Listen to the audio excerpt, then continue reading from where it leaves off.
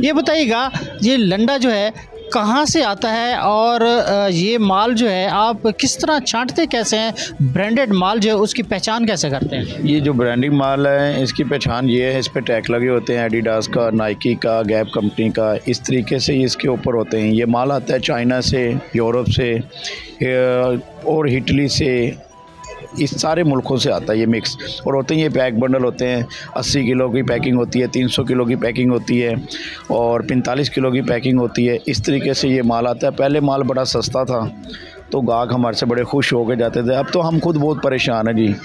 और अब एक चीज़ हमारी पहले पड़ती थी हमें एक 200 रुपये की, अब वही चीज़ हमारी होगी 800 रुपये की। गाहक हमारा रेट वही गाहक खड़ा है हमारे पास।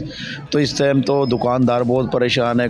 करोड़ों का काम किया हुआ ये वाला, लाखों में भी नहीं है ये काम। अब करोड़ों में काम चला गया ये वाला। एक एक बंडल 2-2 लाख रुपए का बड़े बंडल मिलते हैं। अब हम इस चीज़ से बहुत ज़्यादा परेशान है। लंडा बना गरीबों के लिए है, मगर अब ये गरीब भी नहीं ले सकते भाईजान। अच्छा ये बताएं, ये माल महंगा क्यों होता है? क्या ये कस्टम लग जाता है, उसमें टैक्स लग जाते हैं उसमें, इस वजह से ये महंगा कर देते हैं।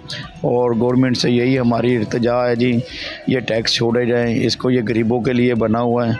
अच्छा ये बताइएगा, इस वक्त क्या रुझान चल रहा है? लोग ज़्यादा चीज़ें क्या पसंद करते हैं? दुकान इधर मिक्स है ये, अपना फ्रॉक हो गया, लेडीज़ जैकेट हो गई, मर्दाना जैकेट हो गई, स्वेटर हो गया और वेलवेट का हो गया, ये सब इस टाइम मिक्स बेच रहे हैं हम इसमें से।